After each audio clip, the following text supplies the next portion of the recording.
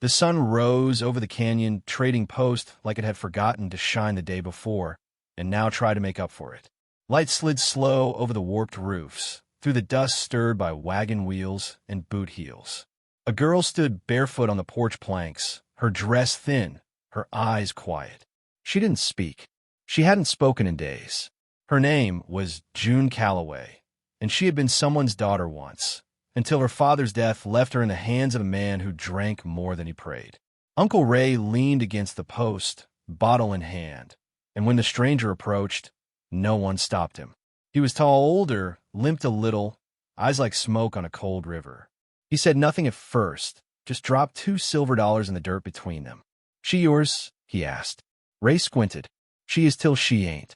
The man didn't even blink, just looked at June. "Come with me." And she did. Not out of hope. Hope had left long ago, but because standing still would have meant she agreed with the life she'd been handed. They rode in silence, dust trailing behind them like memory. She held tight to the saddle horn, her fingers cracked, her lips dry. He didn't talk, didn't reach for her, didn't ask her name. When they reached the cabin, a half-built thing in the bones of a pine forest, he offered her the cot and took the fire. She sat on the edge of the mattress, hands in her lap, unsure what kind of man buys a girl and then leaves her alone. Boone Cutter didn't believe in words, or softness, or futures. He had lost too much, wife and child in a fire that stole not just life but sound. Since then, he had lived like smoke, never still, never solid. But something about the girl he brought home made him chop wood slower that week, made him pour her coffee first, not out of affection, just out of something he hadn't felt in years, presence. In town, they started whispering. Boone's bought a girl, took her to that cursed cabin.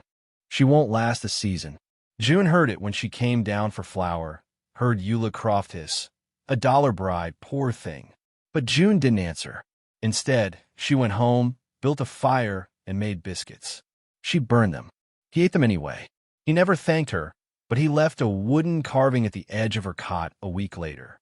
A bird, wings stretched. Spring warmed the woods. June learned the rhythm of silence. He showed her how to split wood without breaking the grain. She patched the holes in his coat. He gave her the last apple slice in the root cellar. They rarely spoke, but they shared everything. She sliced her hand once on a pot shard. He bound it with cloth and honey. Didn't say a word, but when she thanked him, he stepped away, as though gratitude hurt more than pain. Men came looking one day while Boone was gone. One said he wanted to check on her. She saw what he wanted in his eyes. She barred the door, raised Boone's old shotgun, though her hand shook. He backed off. Boone returned to find the latch broken, her breath shallow, her shoulders tense. He didn't say a word. Next morning, he carved a lock for the door, hand-forged the hinges himself. That night, he sat beside her on the porch and stared at the sky. She didn't cry, but she let her hand rest on the wooden rail between them. In town, Eula spit near her boots. "You think patching a man's coat makes you a wife?" June didn't flinch, just carried her flour home with both hands and her chin higher than before. Then came the fire. A lantern tipped in the barn. Boone was asleep. She screamed his name. He ran before she could stop him.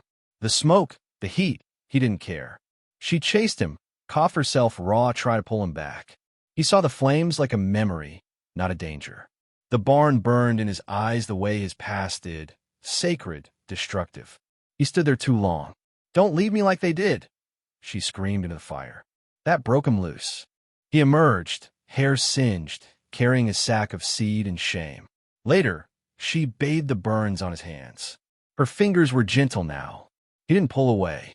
"My wife and boy," he said hoarsely. "Gone ablaze like that. Years back." "I'm not trying to take their place," she said. He didn't nod, but his eyes softened. "But maybe you gave me one." He reached for her hand. She let him. They never kissed. Not that night. Not the next. But she stayed, and he started to build again. A new barn rose on the ash. She helped carry beams. When the preacher rode up to bless the land, Boone stood beside her. He didn't ask for a wedding. She didn't ask for vows. But they stood close. Winter came slow. The porch creaked in the wind. Boone still limped. She still burned the biscuits sometimes. But now, there were 2 coffee cups in the morning. A worn quilt on the bed. A locked door with her key. Some say love is fire. Wild, bright, all-consuming. But maybe love is more like wood. Hard, quiet, slow to light. But once it catches, it warms everything near. Boone Cutter lived alone for too long. But June, who was bought for $2, taught him how to stay. She didn't save him with kisses. She saved him with silence, with steadiness, with the way she looked at him like he wasn't broken, just still growing. And maybe that's what love is, after all. Not something you take, but something you choose to stay for.